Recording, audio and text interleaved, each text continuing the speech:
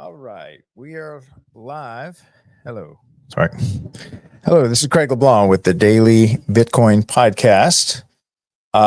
We might be having some technical difficulties getting Adam on, but we'll see. He might hop on. And then my earlier show today had the same problem. So, or excuse me, not same problem. Also had a tech problem. So, all right. So today, well, I'll tell you a little bit about the show. We are, I'm putting together a group of content creators, digital artists, social media managers. We're going to bring on some like storyboard cartoonists, little movie makers and stuff. And so we're going to build a whole team of digital artists around the topic of Bitcoin, where we can just create shorts and who knows, we're just going to turn the artists loose on this subject and start to just create in what we want to see expand. You know, every time I listen to Jeff Booth, I get inspired. And it seems like he has a similar message, like build the world you want to live in. And you know, if you're tired of the way the world is right now and how everything just seems to be junky and throwaway-ish and consumerism and you know, unhealthy as far as, you know, all the food and stuff, you know, low quality. And we think that, at least from what I understand, it's fiat that if the money's cheap, everything else becomes cheap. But if the money's sound, then we have abundance.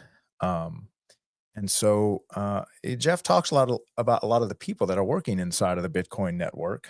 And so every time I listen to him, I'm just like, you know what? I really need to build the Bitcoin, the channel, the Daily Bitcoin Podcast. But along with that, just build a media company inside of it that really works with, you know, commissioning those digital artists to create over here. I look at it like, I don't know. I grew up watching G.I. Joe and it seemed like a really American cartoon. And I don't even know who funded that thing or how. Maybe it got some type of be proud to be an American kind of funding. And so they had little kid movies where you would have these soldiers and the soldiers were the heroes and all that kind of stuff. So I grew up watching that. And, you know, I kind of feel the same pride in this Bitcoin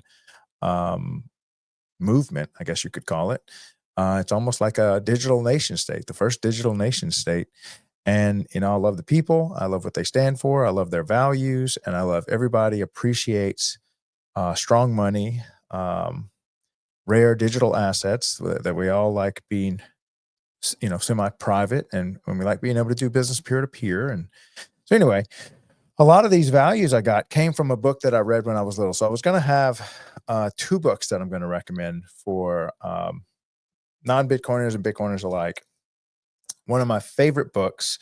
I thought I didn't have a copy because I know I've had hundreds of copies of this one, and you can usually get it for free at like a thrift store, or you can buy it for a couple of dollars online. I think you can get it brand new for like $9 or something like that. Really short book written by George S. Clayson, and it's called The Richest Man in Babylon. And it's a very, you know, thin book. I'm also going to recommend Lynn's book, but in comparison, look at the difference between the two. This one's Richest Man in Babylon. This is Lynn's book. One's a little more thorough.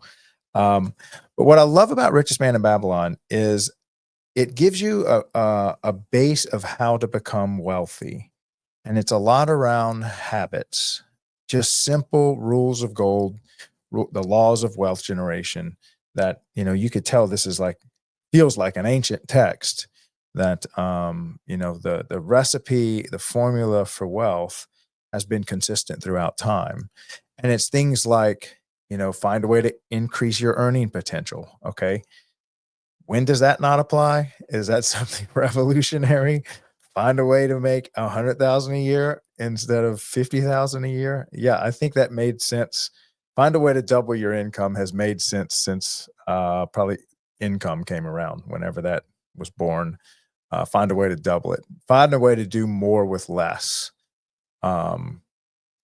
And so that's one of the rules. And then another rule is for every $1 you get, you keep 10 cents or keep 20 cents. And, you know, I've heard other people say, you know, keep half. But the whole point is take a piece consistently out of every time you get paid. And that's for wealth generation. Okay. And then, you know, he goes into around surround yourself by experts in an industry, in a field. And so anyway, really good book. I think it's written high school level, maybe. So anybody can read it. You don't have to be some economist. You don't have to be some financial whiz or have some finance degree or be an accountant or have any type of financial vocabulary or have any kind of financial literacy. This is really for all ages. And I think with this in your hand, sound money makes sense.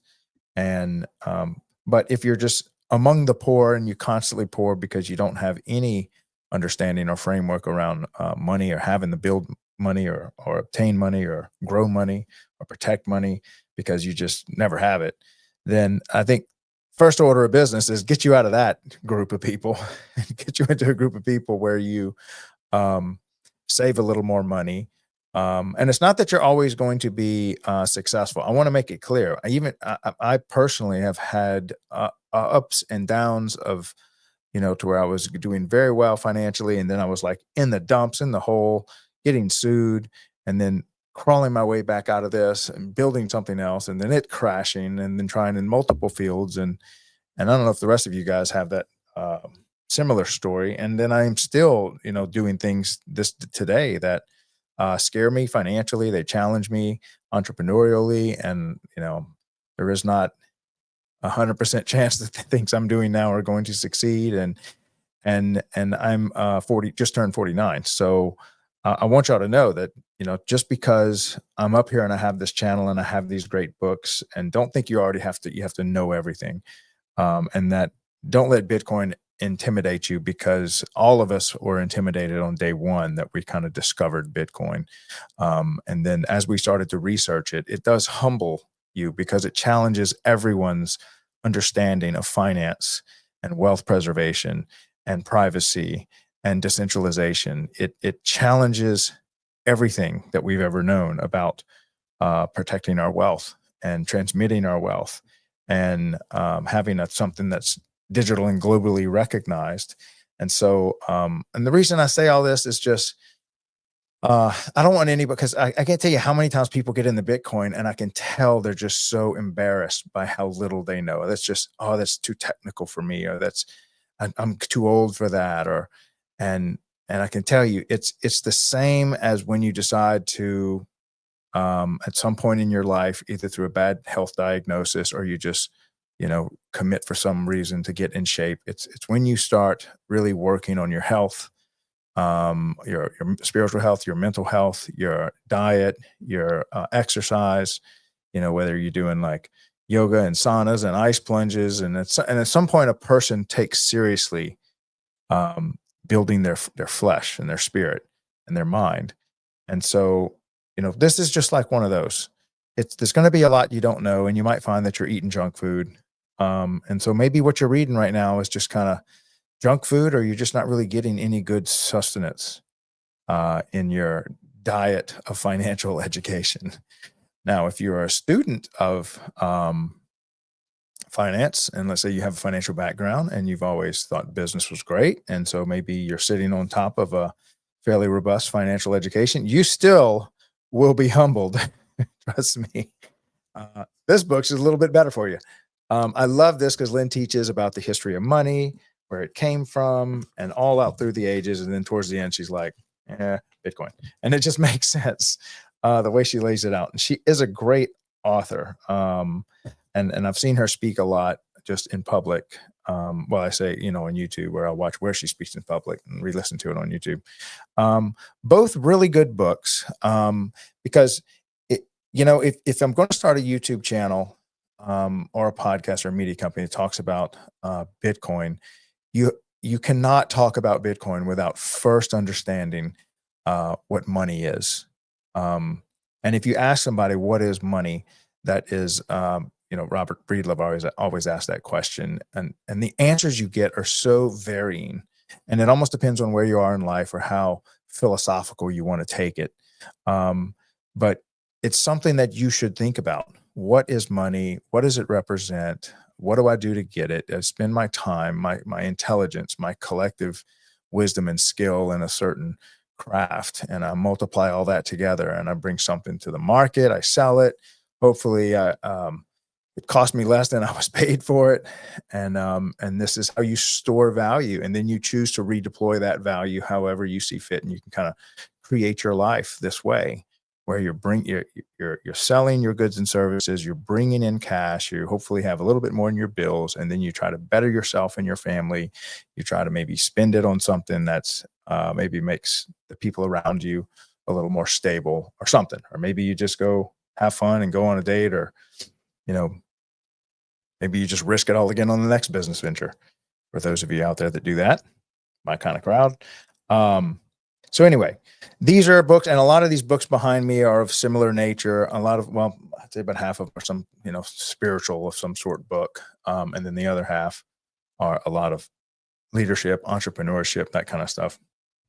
And I can say that's how I got into Bitcoin. It was, I was pretty immersed in the kind of entrepreneur category of books. And so was a couple of friends of mine, and those were the ones that told me to look into Bitcoin back in late 2016. Again, if you're new to Bitcoin and if you're just new to finances, start off with The Richest Man in Babylon. Cannot lead you wrong. Great book. I've got a couple others that I can recommend as well. And then finish that off with a good hearty meal of Broken Money by Lynn Alden. Banger of a book. Great job, Lynn. I'd say great job, George, but I'm assuming he's dead because I think this is an old book. But anyway, if it weren't for dead authors, we probably wouldn't have much to read anyway. All right, so I have a little promo. Let me go ahead and just play this because I should have played it in the beginning, and then I'll come right back. This is the one Chris made. Go, Chris. Welcome to the Daily Bitcoin Podcast, where knowledge meets financial freedom. We're here to break down the world of Bitcoin. No fluff, no hype, just real talk about how this digital asset is reshaping the future of money.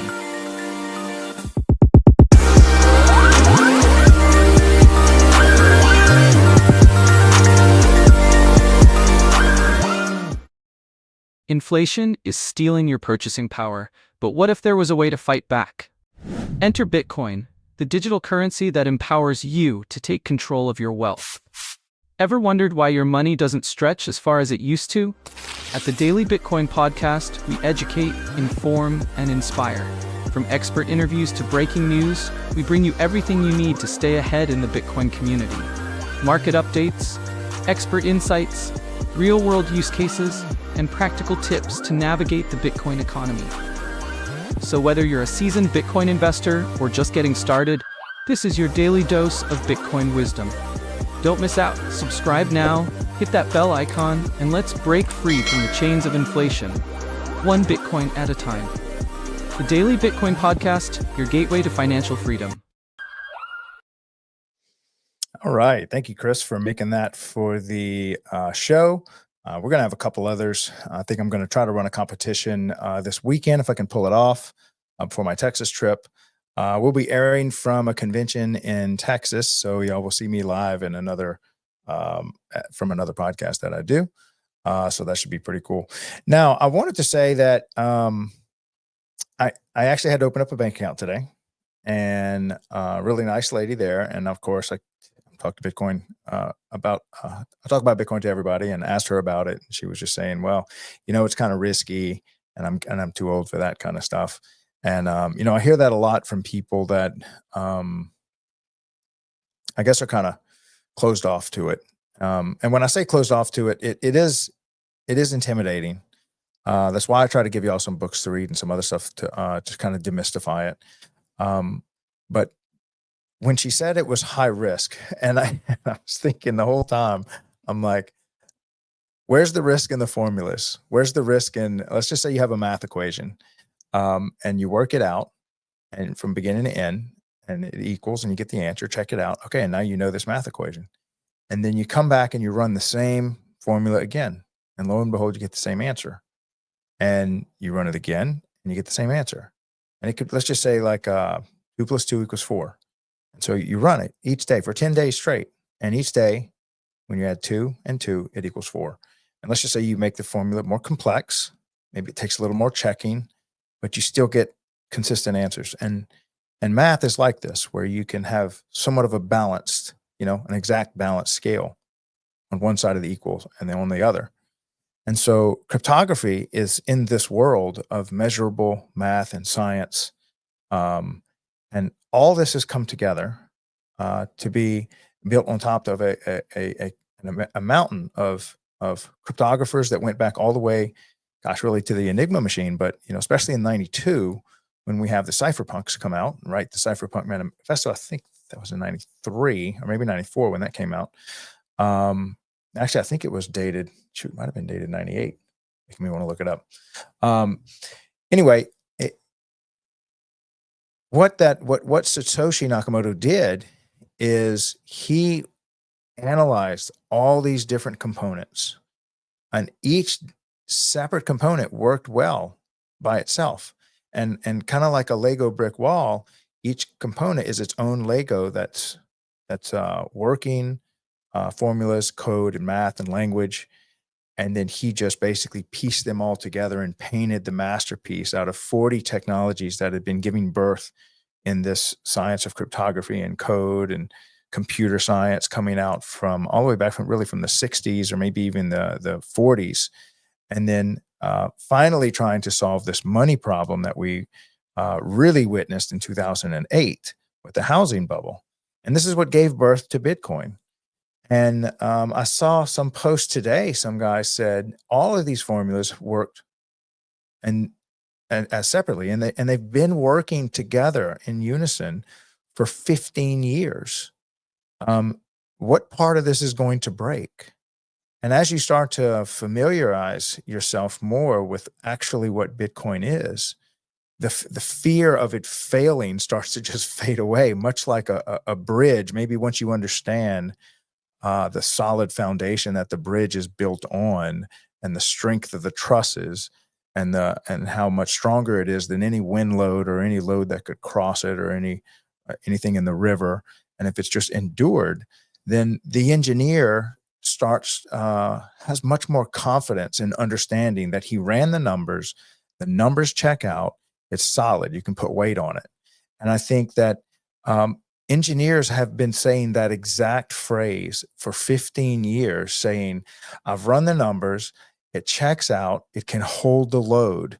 Let's load it up. Let's put real money in there. Let's start running real transactions through there. Let's really try to break the system. And Bitcoin has been attacked from every angle possible. I think it's been declared dead over 500 times, where governments have come at it, and different hard forks or soft forks or fights amongst the coders, and governments coming after it from every angle. And it has endured, and it will endure many more battles to come. And that's one thing I do want to stress out. The battles are not over. Not at all. I would say they have only begun.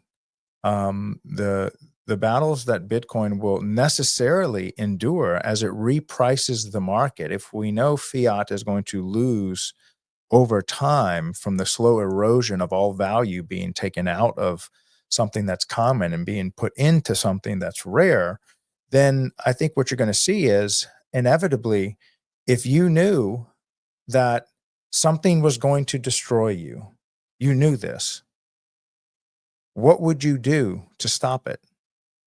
If you knew something was going to destroy you, what would you do to stop it? I mean, answer this question for yourself. If you have, like, I don't know, an animal or something coming at you, and you know the pure intention of this animal is to eat you alive, what are you going to throw at this creature? Are you going to give some half measure? Are you going to, try to just yell at it a little bit? Are you going to just maybe relax and maybe deal with this tomorrow?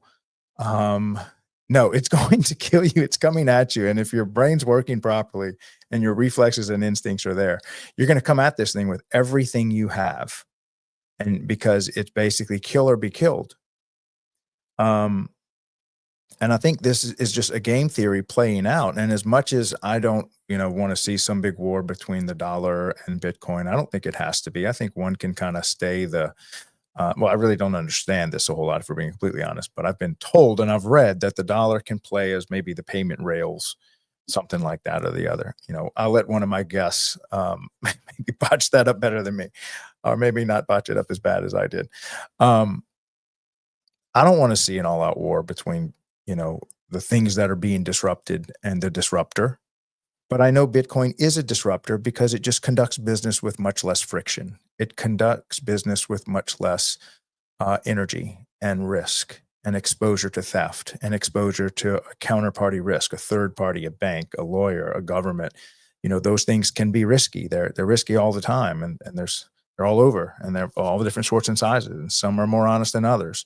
But there's just risk, and if you've got a riskless system because there is no third party, then that system's going to, out of the law of efficiencies, or like water seeking its lowest point, the money's just going to find its way there. And money, here's a law that I know about money. I know this about money.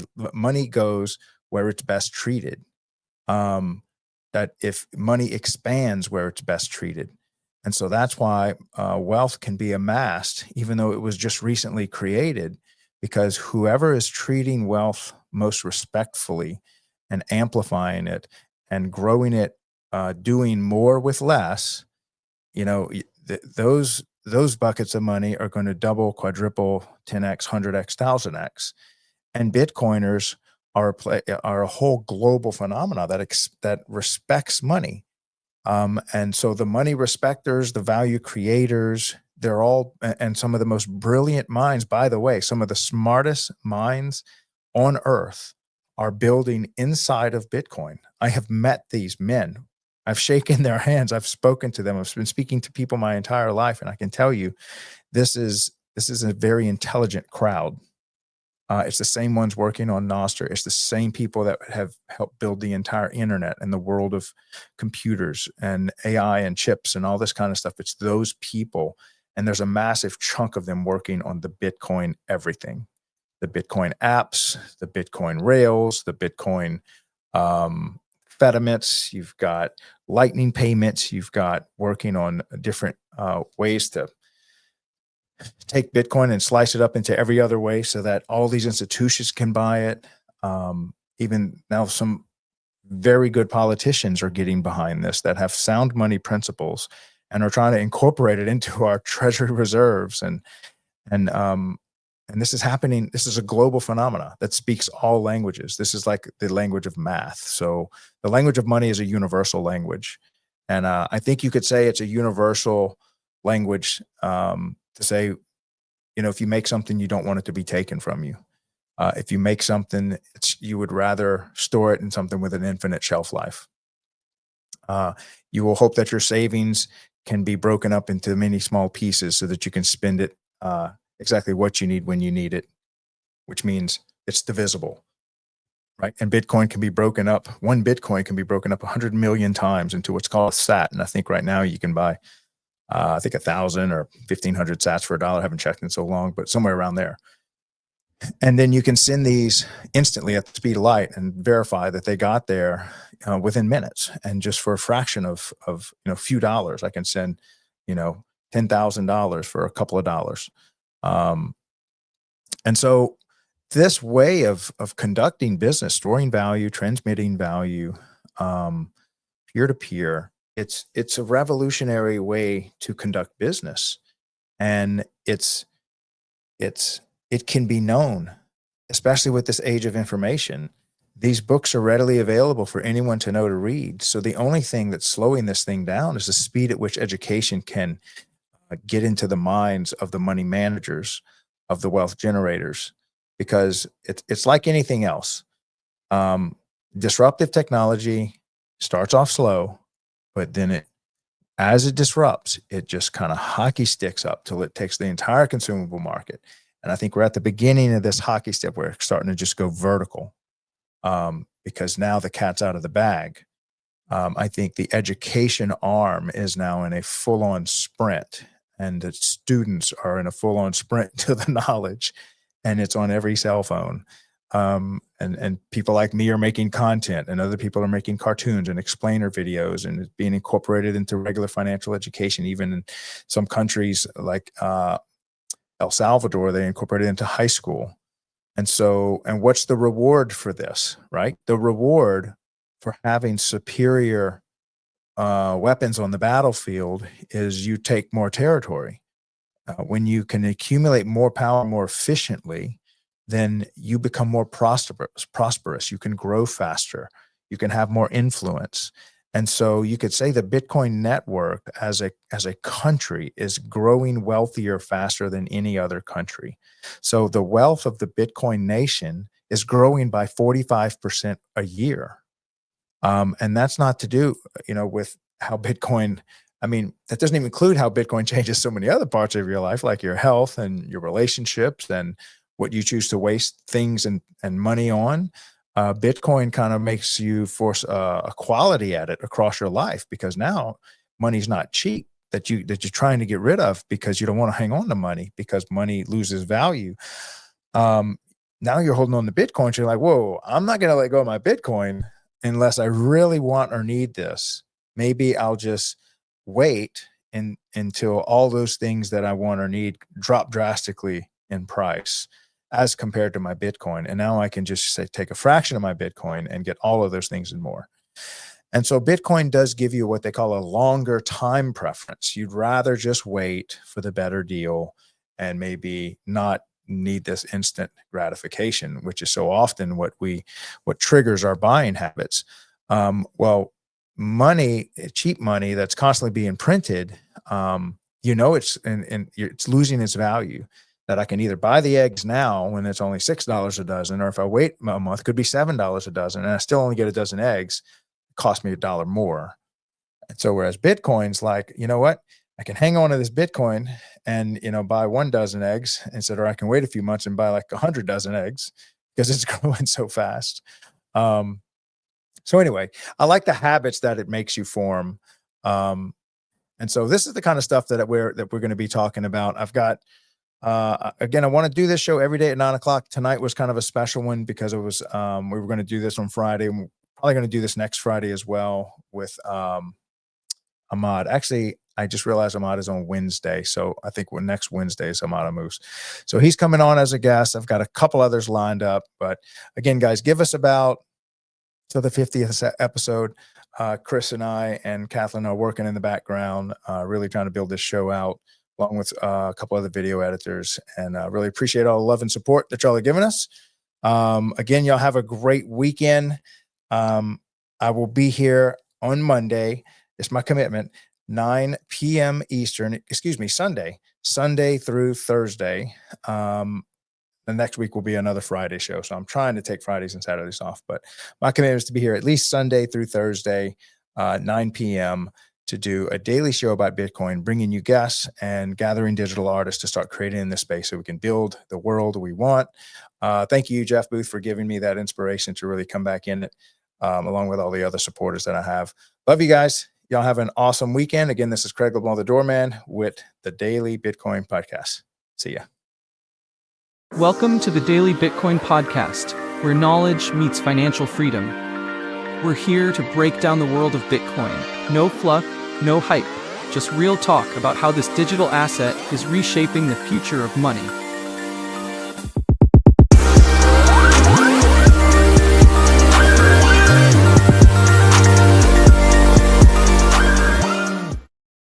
Inflation is stealing your purchasing power, but what if there was a way to fight back?